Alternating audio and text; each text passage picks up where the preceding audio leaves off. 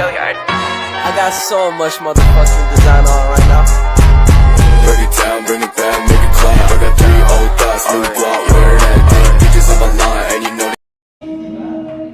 Assalamualaikum warahmatullahi wabarakatuh. Selamat siang adik-adik. Kita lanjut ke materi selanjutnya ya. Sebelumnya perkenalkan di sini Muhammad Hakal dan Okan ya. Ini kata Nadi, ini kata Miki, ini kata Amadia, ini kata Malika, ini kak Ajila dan lagi kak Andi. Kita lanjut saja ke materi selanjutnya, yaitu mengenai cinta karena air dalam perspektif hadis. Langsung saja ya. Bismillahirrahmanirrahim. Di sini saya akan menjelaskan cinta tanah air. Mencintai tanah air adalah hal yang sifatnya alami pada diri manusia. Karena sifatnya yang alamiah melekat pada diri manusia, hal yang tersebut tidak dilarang oleh agama Islam sepanjang tidak bertentangan dengan ajaran dari Islam. Meskipun cinta tanah air bersifat ilmiah, bukan berarti Islam tidak mengaturnya. Islam sebagai agama yang sempurna bagi kehidupan manusia mengatur fitrah manusia dalam mencintai tanah air agar menjadi manusia yang dapat berperan secara maksimal dalam membangun kehidupan bangsa dan bernegara serta memiliki keseimbangan hidup di dunia akhirat. Berkenaan dengan vonis bahwa cinta tanah air tidak ada dalilnya, maka guna menjawab vonis tersebut perlu kiranya kita mencermati paparan ini. Nah, jadi pada dasarnya cinta tanah air itu di dalam agama Islam tetap diperbolehkan, gitu. Bahwasanya ada yang mengatakan kebelotan dari iman, gitu kan? Mencintai tanah air itu sebagian dari iman. Nah, kita yang hidup di Indonesia atau hidup di bumi, kita patut mencintai apa yang jadi ruh manusia, gitu loh. Bumi kan sejatinya adalah ruh yang menjadi wadah kehidupan manusia, benar kan? Jadi kita menjagalah dan melestarikan segala isi bumi yang ada di bumi, gitu kan? Kita harus cinta dengan alam, kita harus cinta dengan isi makhluknya, gitu kan? Dan makhluk-makhluk yang di bumi. Soalnya dari situ kita banyak mengambil manfaat yang kita dapatkan nanti.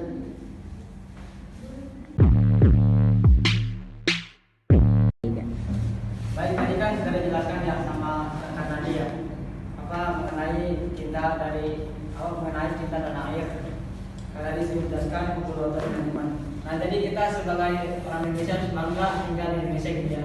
Kita harus bangga bahwa di Indonesia itu negara yang kaya gitu. Nah, di sini kakak akan membacakan hadis mengenai cinta tanah air dalam perspektif hadis gitu. Bismillahirrahmanirrahim. Haddatsana Sa'id bin Abi Maryam, akhbarana Muhammad bin Ja'far, qala akhbarana Umayd annahu sami'a Anasan radhiyallahu anhu yaqulu kana Rasulullah sallallahu alaihi wasallam idza qadima min safar fa absara darajan bil Madinah aw da'a naqatahu wa in kanat dabatan harraqaha. Qala Abu Ubaidillah zada Harith bin Umayd an Umayd harraqaha min hubbiha. Mungkin itu hadis mengenai tentang cinta tanah air dalam hadis. Di sini aku mau membacakan artinya dari hadis tersebut ya.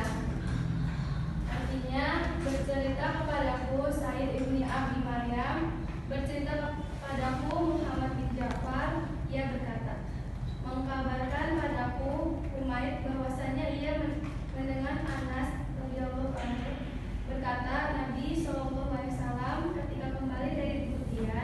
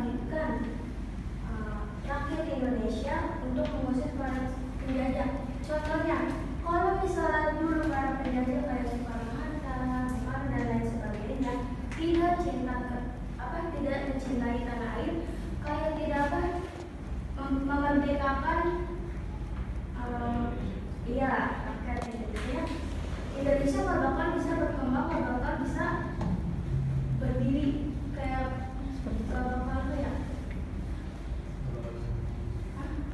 Ya bisa dibilang gitu juga. Jadi Indonesia itu kalau kita gak memiliki kecintaan dalam tanah air kita sendiri, Indonesia nggak bakal bisa semaju ini, tidak bakal bisa berkembang seperti ini. Dan nilai tarbawiyah yang kedua yaitu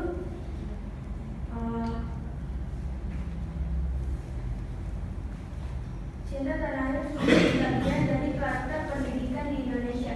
Kenapa sih Kak cinta tanah air itu harus dijadikan karakter dalam setiap peserta didik di seluruh Indonesia? Yaitu kita bisa mengambil pelajaran dari Kiai Hasyim Asy'ari, yaitu ulama yang mampu membuktikan bahwa agama dan nasionalisme itu saling berhubungan. Kalau misalnya agama tidak dihubungkan dengan nasionalisme, itu mungkin bisa besar kemungkinannya tidak akan bisa seimbang. Kan maksudnya gini, adanya pendidikan umum, kalau misalnya tidak ada penyanggah atau rumah kayak bangunan kayak fondasinya, itu akan runtuh, gak akan bisa semaju ini. Nah, pentingnya itu menurut Kiai Hasyim Asy'ari, antara agama dan nasionalisme itu harus berhubungan. Nah, di sini bisa saling memperkuatkan dalam membangun bangsa dan negara. Jadi kayak sangat penting gitu, berpengaruh berbanyak. Nah, dari unsur antara agama dan nasionalisme ini tidak dapat dipisahkan antara sama lain. Nah, agama Islam ini memerlukan tanah air sebagai lahan dakwah dan menyebarkan agama. Nah, sedangkan tanah air memerlukan siraman-siraman nilai-nilai agama agar kayak ekstrim, bagian ekstrim. Dan sedangkan nasionalisme tanpa agama akan kering. Paham kan maksudnya? Di sini nilai tarbawiyah yang terakhir yaitu dari kita sebagai manusia, sebagai individu dan individu atau keluarga, kita harus mengajarkan perilaku baik, termasuk mendidik diri sendiri terlebih dahulu terhadap kecintaan kita. Kita tidak boleh kayak tidak memperhatikan. Maksudnya jangan sampai negara kita Indonesia sudah berkembang, sekarang kita sebagai penerusnya itu nggak ada kepekaan atau kayak peduli sama sekali terhadap Indonesia yang udah berkembang. Kan karena kan sebenarnya ya adanya berita-berita yang kayak udah kayak misalnya robot sudah mulai diperkembangkan kayak dari luar negeri. Nah, dari sini kita sebagai Indonesia pelajar penerus dari para pemuda-pemuda dulu, kita harus memiliki rasa sadar dan percaya diri bahwa kita bisa melanjutkan perjuangan dari pejuang dulu gitu kayak Soekarno, Hatta dan lain sebagainya. Mungkin cukup sekian pembahasan dari saya tentang nilai tarbawiyah dari cinta tanah air dalam perspektif hadis. Baik adik-adik, atas pemaparan materi kakak tadi bisa dipahami ya. Apakah ada yang ingin dipertanyakan?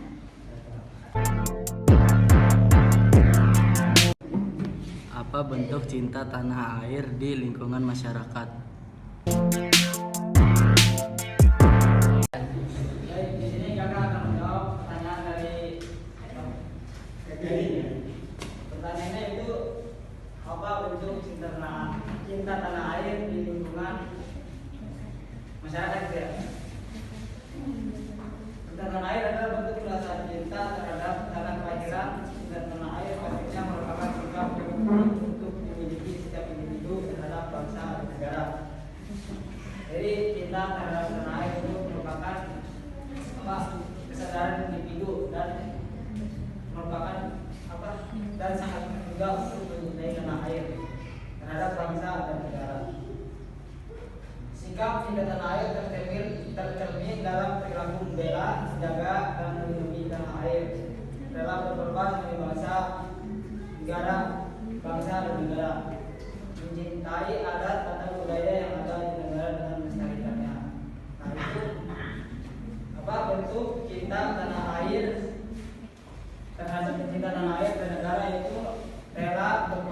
sebagai bangsa dan negara mencintai adat atau budaya yang ada di negara dan melestarikannya.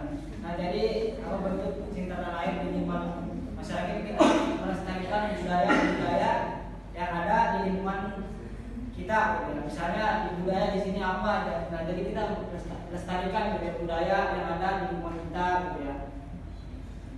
Nah, adapun selain itu ada juga yaitu cinta tanah air di lingkungan, yaitu kita bertakwa dan berbuat baik kepada Tuhan, bangga sebagai bangsa Indonesia, gitu ya. Kita bangga terhadap bangsa Indonesia, gitu. Kita misalnya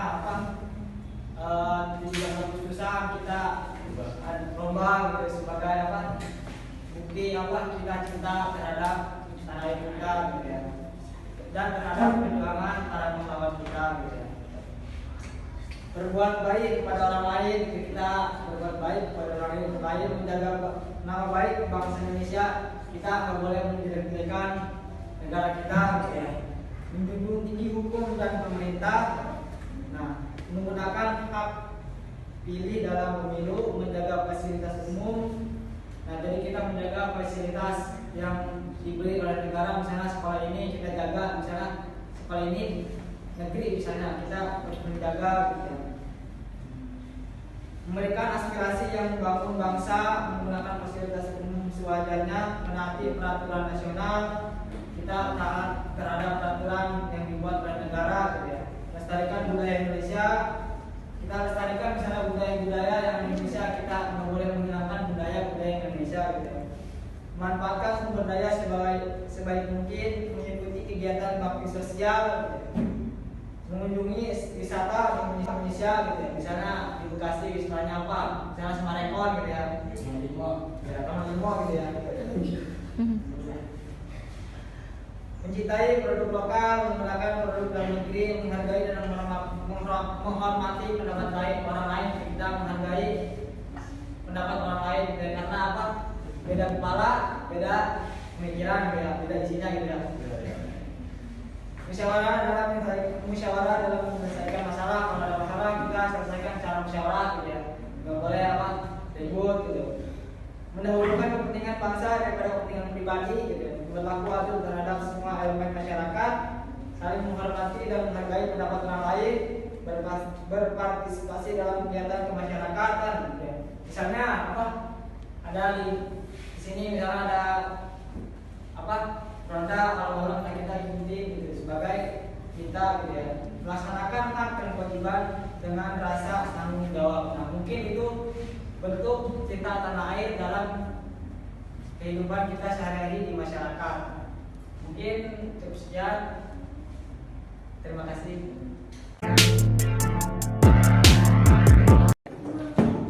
Baik, tadi pertanyaannya sudah dijawab ya, cukup. Apakah ada yang ingin bertanya lagi? Boleh. Bagaimana mewujudkan cinta tanah air yang benar menurut Islam? Cinta tanah air yang benar menurut Islam. Di sini cinta tanah air dalam mewujudkan bagaimana mewujudkan cinta tanah air yang benar menurut Islam. Dan di sini kita tentu bisa belajar dengan tekun. Kenapa sih Kak? Kok belajar dengan tekun? Jawabannya, ya dari kita mau belajar, kayak mau cari tahu, kayak memotivasi diri buat ingin tahu gitu. Itu juga ada termasuk kecintaan kita kita dalam tanah air. Karena dari belajar tekun ini kita bisa makin mengembangkan Indonesia. Kayak misalnya dari yang memiliki pemikiran rata-rata, karena kita belajar tekun dan mau tahu, jadi relasi kita menambah, pengetahuan kita menambah. Dan yang kedua, menjaga kebersihan lingkungan. Dan di sini juga rata-rata ada juga masuk dengan kebersihan itu sebagian dari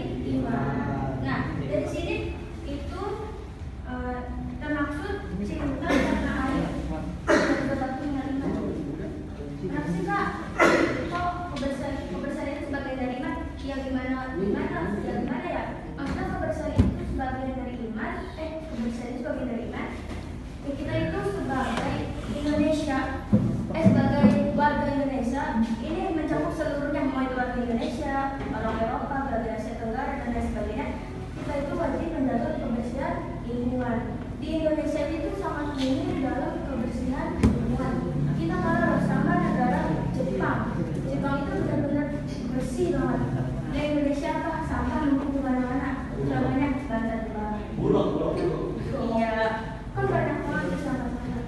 Kita masih kurang kesadarannya dalam diri kita sendiri gitu, dalam bangsa Indonesia. Dan di sini ada menghormati orang tua dan guru. Dan di sini kita harus mempunyai etika dan adab. Nah di sini sebenarnya itu kak, ilmu sama adab itu yang harus apa sih kak? Nah begini, kita percuma pintar tapi adab dan etika kita kurang. Tapi kalau misalnya orang yang adabnya bagus, etikanya ada, sopan santun, itu lebih enak dipandang. Kayak misalnya percuma loh, kayak kita memiliki ilmu, pintar, cerdas, tapi etika kita nggak ada. Oh nggak kalian kayak gitu, nggak kan? Maksudnya kayak kurang aja gitu. Maksudnya gini, orang yang beretika, yang beradab, pasti ilmunya ada. Timbang orang yang udah cerdas tapi etika dan adabnya nggak dipakai, sama aja bohong. Jadi selanjutnya menghargai sesama teman meskipun berbeda keyakinan. Nah dari sini kita nggak boleh, misalnya kita punya teman orang Kristen, non Islam, yang Kristen, kita nggak boleh mengolok-olok budaya mereka, karena di Indonesia itu banyak banget budaya, nggak cuma Islam aja, nggak cuma Indonesia. Maksudnya budaya itu kan banyak, nggak ada Islam, nggak, maksudnya di Indonesia itu agamanya yang nggak Islam aja, Kristen aja, Katolik ada, Buddha ada, dan lain sebagainya. Jadi di sini kita walaupun kita boleh bergaul dengan dengan teman yang tidak seagama dengan kita, tapi kita harus yakin di dalam hati kita bahwa kita tidak akan mengikuti agamanya. Agamaku ya agamaku, dan agamamu agamamu. Kita bisa gini, kita sebagai orang Islam, kalau misalnya memiliki teman orang Kristen, orang Islam itu non Muslim, misalnya kita boleh mengajak dalam kebaikan, dan dia juga boleh mengajak kita dalam kebaikan. Apalagi kalau misalnya kita bisa memasukkan orang non Muslim ke Islam, itu pahalanya mengalir terus ke kita. Apalagi yang mereka syahadat karena wah agama Islam itu kayak gini ya, toleransinya tinggi, dan pelajarannya itu mudah dipahami, dan orang-orangnya masya Allah itu ilmunya dan adabnya itu ada, itu bagus. Dari situ kita bisa